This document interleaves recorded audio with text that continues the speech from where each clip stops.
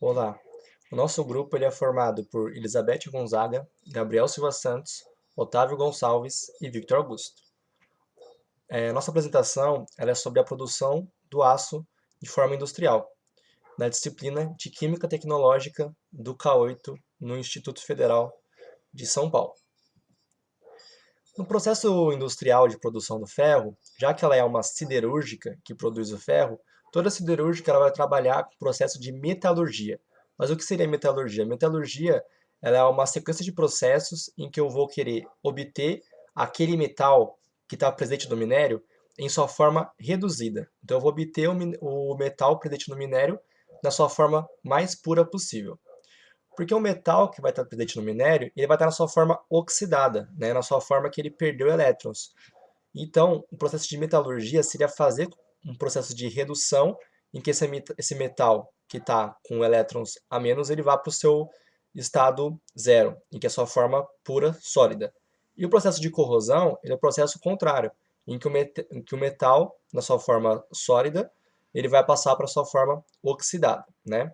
Então, todo o processo na metalurgia, eu vou ter que extrair o minério de uma mina, para depois ter a purificação daquele minério, a redução daquele minério para obter o metal na sua forma pura, e depois a purificação daquele metal para poder eliminar algumas impurezas presentes nele. No caso da produção do aço, existem duas rotas tecnológicas principais para a sua produção, que é a rota integrada e a rota semi-integrada. Na rota integrada, ela vai possuir três fases básicas de produção, que é a redução, refino e a laminação. E ela é produzida a partir do minério de ferro que é extraído das minas. Já na rota semi-integrada vai ter uma diferença, porque ela não vai possuir a etapa de redução. O que vai acontecer será a fusão de materiais metálicos como sucata, agusa, na acearia, através do processo de acearia elétrica, né? Então, nesse processo, você vai utilizar materiais reciclando ele para assim obter o aço. Materiais que já foram produzidos para assim poder obter o aço, pulando a etapa de redução. Nessa rota semi-integrada é um processo mais barato e mais fácil de se fazer, e muitas indústrias optam por usar esse processo, além de ser benéfico para o meio ambiente, reciclando esses materiais, do que a rota integrada. Aqui nós podemos observar um fluxograma, em que está presente as etapas para a produção do aço. Na primeira etapa é a preparação da carga, na segunda a redução, na terceira o refino, na quarta o lingotamento e na última, na quinta, a laminação, né? Para que obteve-se o aço. Cada etapa vai ser explicada ao longo do seminário com mais clareza e com mais tempo. Só vale destacar que a sucata e a gusa sólida, ela vai direto para a etapa de acearia, como foi dito anteriormente, porque ela é um processo da etapa semi-integrada da produção do aço, em que eu não vou ter a etapa de redução, porque eu vou reciclar esses materiais que já contêm o aço na acearia elétrica. Preparação da carga é a primeira etapa para a produção do aço. Nessa etapa, eu vou pegar os materiais que vão ser usados para alimentar o alto forno, que vai ser o processo em que eu vou obter o ferro gusa, para depois poder obter o aço. Então, nessa etapa, eu vou alimentar esse alto forno. Vou alimentar com o quê? Com calcário, que ele vai ser utilizado para separar as impurezas presentes no mineral, o mineral, que no caso pode ser a hematita ou outros minerais de ferro, o mineral mais utilizado é a hematita. E o coque, que ele vem do carvão mineral. Ele é proveniente do carvão mineral, que ele vai ser utilizado para reduzir o ferro presente na hematita. Agora vamos para a etapa da redução, que aí sim entra o alto forno, que é aí que vamos obter o ferro gusa, né? Nesse processo, o óxido de ferro do minério, né, o ferro 3+, da hematita, no caso, ele vai ser reduzido para o ferro metálico. E eu vou ter como produtos desse processo o ferro gusa e a escória, que a escória ela vai ser o que sobrou das impurezas daquele mineral. Então podemos observar que o coque, o minério e o calcário, eles são inseridos aqui no meu alto forno, que está com uma temperatura muito elevada. E aqui eu tenho frechas que deixam a entrada do ar nesse sistema, então vai entrar o gás oxigênio. Então a primeira reação química que eu dou destaque é para a equação aqui do carbono que está presente no coque. Esse carbono ele vai reagir com o oxigênio que vem do ar aqui de fora e vai formar o óxido de carbono. Esse óxido de carbono vai ser ele que vai reduzir o óxido de ferro. Ele vai reagir com o óxido de ferro presente no mineral, transformando em ferro metálico e dióxido de carbono que vai sair por outra fresta do alto forno. É assim que eu obtenho aqui o ferro gusa, que é o ferro com uma porcentagem de carbono nele. E aqui eu vou ter as reações para a formação da escória, que é as impurezas do mineral. O carbonato de cálcio ele vai virar óxido de cálcio, que vai reagir com outros óxidos presentes naquele mineral, que no caso da hematita é o óxido de silício e o óxido de alumínio, formando assim a escória, né? Essa escória ela é menos densa que o ferro gusa, que é o ferro líquido. Então, ela vai ser separada pelo processo de decantação.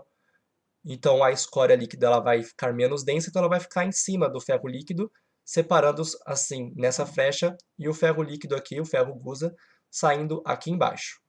Mas aí tem um problema, por causa que o ferro gusa ele não é o aço líquido. Por causa que o ferro gusa ele tem uma porcentagem de carbono equivalente a 4%. E o aço ele tem que ter uma porcentagem de carbono equivalente a 2%. Então vai ser preciso diminuir a porcentagem de carbono que está presente naquele ferro gusa para transformar em aço. Como é que nós fazemos isso? Vai ser feito através do processo de refino, em que aquele ferro gusa obtido ele vai ser transportado para uma aciaria, em que um conversor, e nesse conversor que está em alta temperatura, eu vou inserir o oxigênio. O oxigênio ele vai reagir, como podemos observar aqui na combustão intensa do carbono, ele vai reagir com o óxido de carbono que está ali presente, formando dióxido de carbono que vai sair aqui fora desse conversor, assim diminuindo a quantidade de carbono que eu tenho ali no ferro gusa, transformando em aço líquido. Outras reações que acontecem também nesse conversor é reações para dioxidação das impurezas do ferro ali presente, como podemos observar aqui, que é o silício reagindo com óxido de ferro e o manganês reagindo com óxido de ferro. O silício e o manganês eles são inseridos também nesse conversor para eliminar as impurezas. A próxima etapa é a etapa do lingotamento. Agora que eu tenho o aço líquido, esse aço, que ele está em forma líquida, né? Ele vai passar por processo de resfriamento e moldado para sair em formas de lingote de ferro, placas, blocos ou tarugos, como que é chamado. Então ele vai ser solidificado agora esse aço líquido para ficar na sua forma de aço sólido, em forma de lingotes de aço. Na laminação, aquele lingote de aço que foi formado, ele vai ser deformado mecanicamente para diminuir sua espessura, para ser mais fácil de serem transportados e transformados em produtos siderúrgicos que vão ser utilizados pela indústria de transformação, produzindo assim chapas, barras, bobinas, lagalhões e tubos, entre outros, como podemos observar aqui embaixo, formando essas lâminas aqui com uma espessura mais fina. As informações referentes à economia brasileira sobre o produto aço foram retiradas do Instituto de Aço Brasil, que é uma entidade que representa as empresas brasileiras produtoras de aço. Antes era chamado de Antigo Instituto Brasileiro de Siderurgia, e foi fundado no dia 31 de maio de 1963. Este instituto tem como objetivo atuar como representante setorial junto a órgãos e entidades públicas e privadas no país e no exterior. Nos próximos slides, iremos apresentar tabelas que mostram alguns aspectos econômicos desse produto. Mesmo com o cenário da pandemia mundial, o Instituto constatou que ocorreu um aumento na produção de aço em janeiro de 2021. O aço bruto apresentou um aumento de 10,8% na sua produção. A produção de laminados aumentou em 6,6% e o aço semi-acabado teve um aumento de 2,6%. O Instituto Aço Brasil concluiu que, mesmo com a crise de saúde mundial, a produção de aço em janeiro de 2021 teve um aumento em todas as suas demandas, se comparado com janeiro de 2020, momento em que o país ainda não tinha sido atingido pela crise de saúde mundial. A produção de aço está distribuída em algumas regiões do Brasil.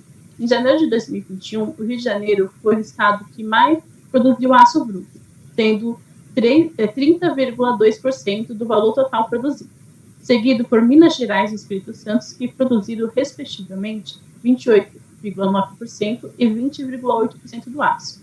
O estado de São Paulo contribuiu com 7,7% e os demais estados contribuíram com 12,4% de produção de aço no Brasil. Sobre a produção mundial de aço bruto, o Brasil fica em 9º lugar. Nos primeiros lugares estão os 3 países que faziam parte do bloco político BRICS, sendo China, em primeiro lugar, Índia em segundo e Rússia em quinto. Além desses, temos Japão, Estados Unidos e outros. Na América Latina, o Brasil é o país que mais produziu aço. O Brasil alcançou a marca de 55,7% na taxa de participação econômica deste produto, seguido pelo México com 30,2% na taxa de participação, e os demais 11 países contribuíram com 14,1% na taxa de participação da produção de aço. Além de exportar matéria-prima aço, o Brasil também exporta produtos que têm aço na sua composição, o que seria uma exportação indireta. Entre esses produtos estão máquinas e equipamentos, que teve uma queda na exportação em janeiro de 2021, e carros e veículos e autopeças, que tiveram um aumento na exportação em 2021, janeiro de 2021. A pandemia afetou a exportação de aço, como é descrito na tabela. No ano de 2020, teve uma queda significativa na exportação de aço, ferro-gusa e acessórios para tubos. Em janeiro de 2021, ocorreu um aumento na exportação de ferro-gusa, mas os demais produtos continuaram em queda. Ocorreu um aumento de 42,3% na importação de produtos de aço em janeiro de 2021, se comparado com janeiro de 2020. Agora nós vamos abordar as questões sociais que interferem na indústria de aço do Brasil. Pela efetivação por conta do gênero, a gente pode ver que, ao passar dos anos, desde 2015 a 2017, a porcentagem de mulheres continua a mesma, tendo uma preferência muito maior por homens tendo uma preferência maior pela efetivação de homens na indústria. Essas diferenças sociais são acarretadas também pela diferença étnica, onde a gente pode ver no gráfico que também altera de 2015 até 2017, que sempre tem uma prevalência de brancos, negros e pretos estão pelo menos 12 mil abaixo de diferença. Amarelos, que seriam orientais, a maior parte, tem quase nada. E indígenas quase nem aparece ali no gráfico, mas ainda assim tendo um pequeno aumento. A gente pode ver que em 2016 e 2017, naqueles gráficos de pizza, a porcentagem que se tem de pessoas ocupando diferentes cargos na indústria de ferro. Em 2016, 56% eram brancos, e essa diminuição teve uma diminuição para 2017, onde aumentou o número de negros, mas ainda assim diminuiu o de amarelos e o de brancos. Uma das partes mais importantes para a efetivação é o nível de escolaridade, que é uma razão socialmente que vem do meio social onde aquele funcionário viveu, tendo como base ensino incompleto, o ensino fundamental, o médio, superior e a pós-graduação. A gente pode ver que o ensino médio tem uma grande porcentagem onde eles podem estar ocupando cargos mais operacionais, tendo um número de funcionários com ensino fundamental incompleto, com ensino que não tem ensino ou tem ensino fundamental incompleto, completo, ocupam uma parte ainda menor do que quem tem o superior ou a pós-graduação, como indica nos gráficos, porque há uma demanda diferente do trabalho. Todo o encargo social que foi mostrado agora há pouco acarreta nas admissões e nas demissões, onde com o passar do ano de 2015 até 2017, a gente tem um aumento de demissões muito maior do que de admissões e tem uma leve estabilidade em 2017, onde pesa esse número de admissão e demissão, onde tem que levar em conta o treinamento e o desenvolvimento daquele funcionário, do que já está na empresa, já tem alguma técnica, já tem o conhecimento da área, e de ter que treinar um novo funcionário, onde o treinamento leva uma boa carga horária para atribuição de função, já que não se pode simplesmente ocupar um cargo sem conhecer muito sobre ele. As pessoas são treinadas e todo esse treinamento depende de uma rigorosa classe que depende do que você vai fazer dentro da indústria de aço. Que também entra em conta pela facilidade de locomoção do contratado para com a empresa, tendo um favoritismo por colaboradores que apresentam moradia próxima e menos dificuldade na locomoção. Os dados referentes aos aspectos ambientais foram retirados do último relatório de sustentabilidade do Instituto Aço Brasil, publicado em 2018. Como pode ser observado na tabela, o carvão mineral, com 14.511 mil toneladas, e o minério de ferro, com 41.771 mil toneladas, são as principais matérias-primas utilizadas pelas indústrias siderúrgicas na produção de aço. O principal rejeito da obtenção do ferro, principal matéria-prima para a produção de aço, é a lama, que, em geral, é composta por óxido de ferro e de silício, podendo conter outros metais, só que em menor quantidade. A lama é transportada normalmente por gravidade ou por bombeamento para reservatórios a céu aberto, como piscinas, onde é contida por barragens. Essas barragens, se mal estruturadas e fiscalizadas, podem romper e causar danos ambientais irreversíveis, além de oferecer risco aos trabalhadores e à sociedade ao seu entorno.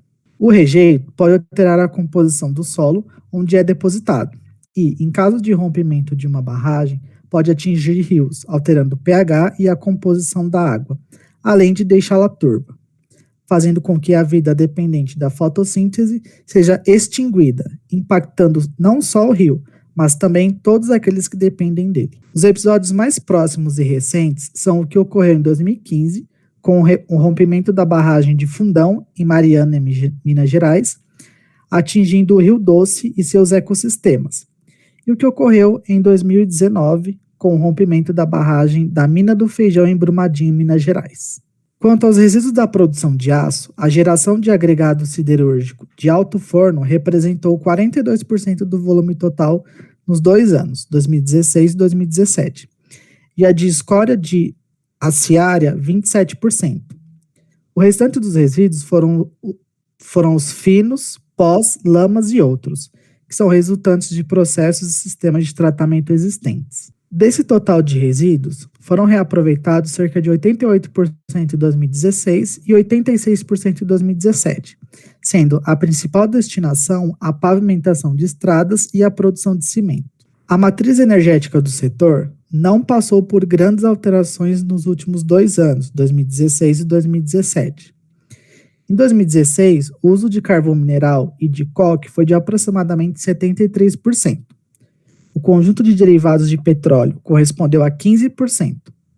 A energia elétrica e o carvão vegetal corresponderam a 5% e 7%, respectivamente, neste período de 2016. Em 2017, o uso de carvão mineral e de coque ele foi aproximadamente 75%, um pouco maior do que em 2016. O conjunto de derivados de petróleo correspondeu a 13%. A energia elétrica e o carvão vegetal corresponderam a 5% e 7%. Além disso, as empresas de produção de aço emitiram grande quantidade de gases que contribuem para o efeito estufa, conhecido como GEE. Aproximadamente 65.400 mil toneladas de CO2. Muito obrigado por assistir o seminário e qualquer dúvida pode perguntar ou deixar nos comentários.